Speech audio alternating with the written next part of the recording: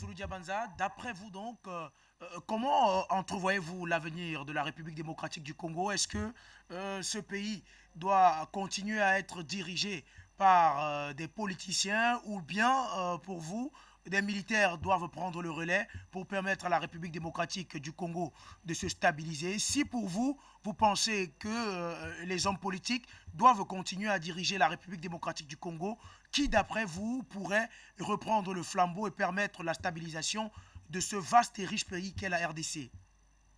L'avenir du Congo est très beau, comme le disait Patrice Emery Lumumba, à la seule condition que la jeunesse et le peuple du Congo réparent une erreur. C'est un devoir que le professeur politique de tout le temps de notre pays, Lumumba, nous a laissé. La reconquête de la souveraineté et l'indépendance qui a été volée. Si l'on veut le développement véritable et un avenir radieux pour notre cher et beau pays et pour notre mère patrie, l'Afrique, il faut aller continuer la lutte de l'émancipation, de la souveraineté et de l'indépendance. C'est ça qui inscrit notamment la jeunesse panafricaine de venir jouer maintenant son rôle et sa partition. Je ne crois pas à la classe politique congolaise. La classe politique congolaise dans son ensemble est une classe politique à quelques exceptions près, notamment de corrompus de première échelle. Et c'est sur ça même, c'est là que la communauté, la soi-disant et la fameuse communauté internationale, a développé ces réseaux mafieux pour recruter justement ceux qui vont hypothéquer. Les militaires congolais, je ne pense pas, nous n'avons pas peut-être la bénédiction d'avoir Assimi Goïta ou d'avoir le capitaine Thomas Sankara. Si cela arrivera un jour, qu'il y ait un militaire qui porte les aspirations profondes, notamment du peuple du Congo et les idées panafricanistes, pourquoi pas? Mais je pense qu'il faut une stabilité pour ces pays. Et la stabilité, le chemin d'une élection véritable organisée par le peuple du Congo et non tricotée par la communauté internationale, serait une approche d'aller dans ce sens. Mais moi, à ce que je dirais, depuis un moment, nous nous sommes préparés. Et moi-même, personnellement, je me suis préparé longuement tout au long de ma jeunesse que j'ai sacrifié justement pour ces combats. Aujourd'hui, près de 30 ans et de 25 ans que je suis dans les rues du monde, de l'Europe, de l'Afrique et des Amériques pour porter la voix de la libération de notre peuple et de notre mère patrie d'Afrique. L'heure est venue pour moi, c'est que nous appelons l'heure du Congo, l'heure du Grand Congo, en commençant par la réunification de nos frères qui sont dans les Antilles et dans les Caraïbes, pour répartir maintenant en République démocratique du Congo et inverser le système politique qui est mis en place. Parce qu'il ne faut pas oublier que la classe politique à laquelle vous faites allusion est un héritage, notamment de la colonisation belge.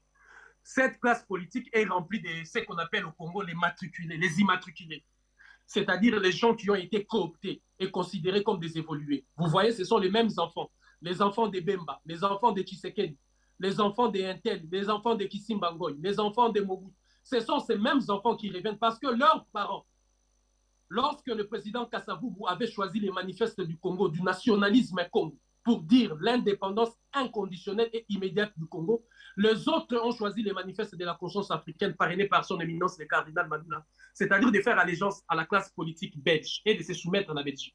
Donc c'est ça qu'il faut rompre définitivement. Il faut inverser cette tendance où les enfants, comme on dit au Congo, les enfants des X, Banaya, reprennent encore le règne du Congo. Il faut l'émergence d'une véritable élite politique panafricaniste dans lequel nous comptons participer pour inverser ces systèmes mafieux imposés dans notre cher et beau pays, la République démocratique du Congo, qui, comme le disait le président Kwame Nkrumah, servira justement de leitmotiv pour le développement économique de l'Afrique. Et elle avait résumé, France Fanon, que l'Afrique a la forme d'un revolver dont la gâchette se trouve en République démocratique du Congo. Voilà pour moi les perspectives de ce qui en vient. C'est pourquoi nous avons décidé que cette année 2023 qui va commencer est une année notamment de la conquête du pouvoir d'où nous participerons avec toutes les forces émergentes panafricanistes. Et c'est pourquoi nous voulons le soutien de toute la galaxie panafricaniste pour aller dans la reconquête de ces pays, afin de mettre au service du panafricanisme et de l'axe de développement véritable de l'Afrique, ces beaux pays qui traînent depuis son accession à l'indépendance. Moizoulou, qu'est-ce qu'on peut dire pour sortir de la République démocratique du Congo actuellement, en 2 minutes? C'est la détermination de tout un peuple de faire un pour un idéal commun, celle de la reconquête de notre souveraineté, de notre indépendance véritable.